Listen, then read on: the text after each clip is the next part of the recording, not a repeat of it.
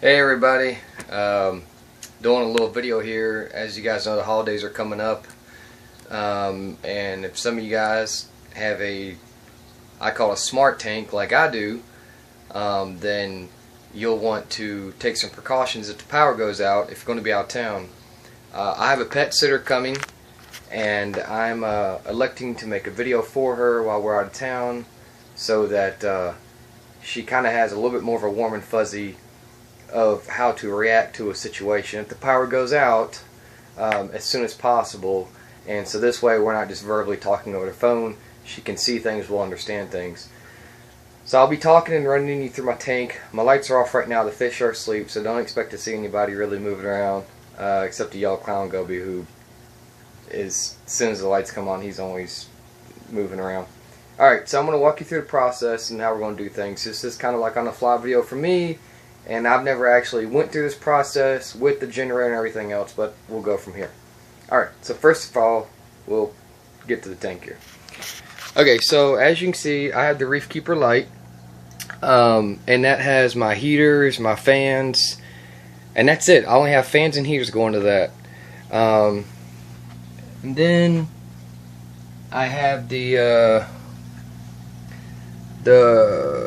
Sichi wave maker, which runs my pumps, my tunes oscillator that runs my ATO. You can see my dosing pumps, which aren't set up at the moment, which isn't a big deal for 5 days. I'm not really worried about dosing too bad because my corals don't take up a lot of anything. And as you can see, I've got my power strips back here that have individual cutoff switches on them. And then down here, you can't see it. Shoot.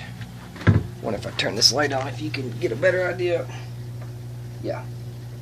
Okay, so then down here, that's my electrical outlet. That's a GFCI and a waterproof box that I made for that, or bought for it.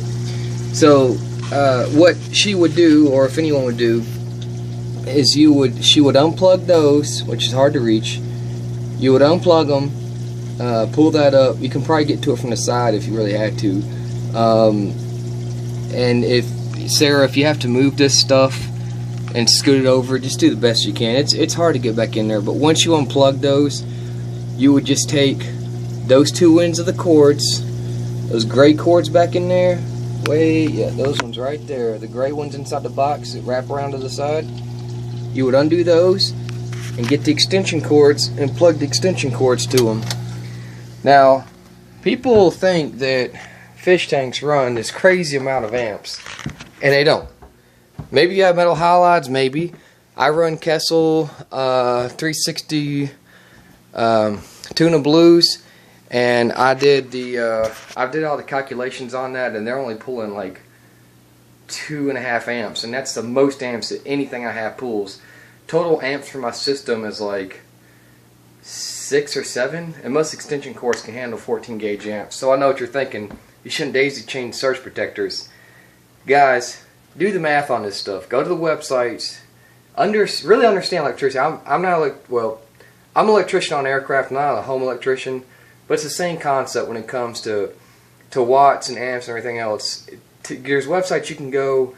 You know, it'll talk about voltage drop when you have too long of extension cords and this and that. But for what we're doing, she should be able to plug that whole fish tank into the generator off 2 extension cords with the 2 surge protectors, and shouldn't be any issue.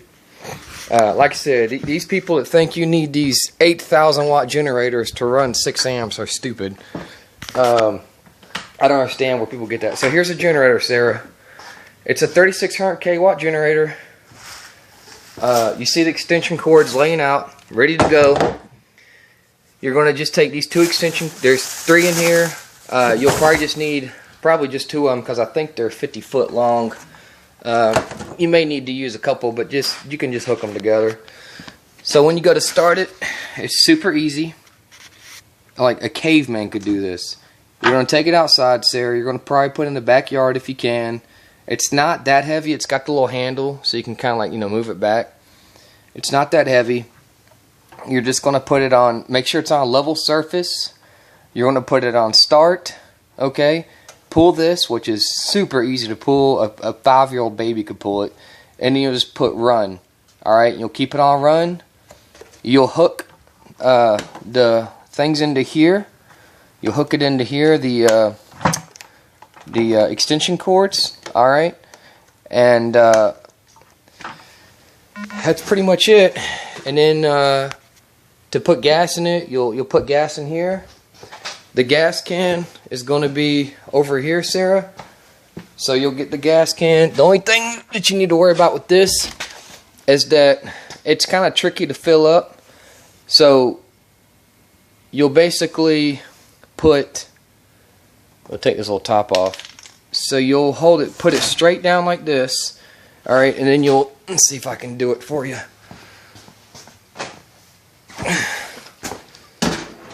So you'll essentially, when you go to fill it, you can turn this upside down, it doesn't leak. You see, it's not leaking at all. So what you'll do is you'll put the lip of this onto the it's one of these fancy gas cans, I don't like it. You'll put the lip of that right there, and you'll put it right on to the lip of this, or right around in here. And then you just take, and like with the other hand, you'll push this in, and what happens is this, see how it decompresses? You see how it moves down like that? But see, it locks. And what that does though is that keeps fuel from coming out. So see, it opens it up for fuel to come out, and then it pops in and locks. So you just want to make sure that that's disengaged. Sarah, if you spill fuel everywhere, I don't care. But once you get it going, it should go. And worst comes to worst, just pull this back and loosen this up and just pour it in the old-fashioned way. I mean, if you get fuel all over the place, you get all over the place. So if you have to, just take off the whole damn cap. Alright. So put this back. And of course, if you have to get more fuel, just go by 87 and go from there. So, alright guys, that's my video. Like I said, she'd basically pull the generator outside. She'd put it in the backyard, which would be right back here. Put it in the backyard. Alright, so it would just sit out there and it would just keep running. Okay guys, you guys have a good holiday. Hope that video was helpful. And if the circuits do pop, what we do at that point is we'd start downsizing things. We would, you know, try to get the lights. You want to have lights, heat, and pump. Alright, and circulation's the main things. Circulation, lights, and your heat, because of winter time. So if we can only get heat and pump, and for whatever reason can't get lights and everything else, well, having dead corals after 5 days is not as bad as having dead fish and everything else. So if just the corals were upset or pissed off or dying or whatever, and not the fish, take what we can get. So, but I think we should be able to run everything that we need, UV sterilizer, you name it. And like I said, I don't have those metal halides. I've got those LEDs that run very low wattage in amps. So you guys have a good Christmas. Talk to you later. Phone's dying. I'm out.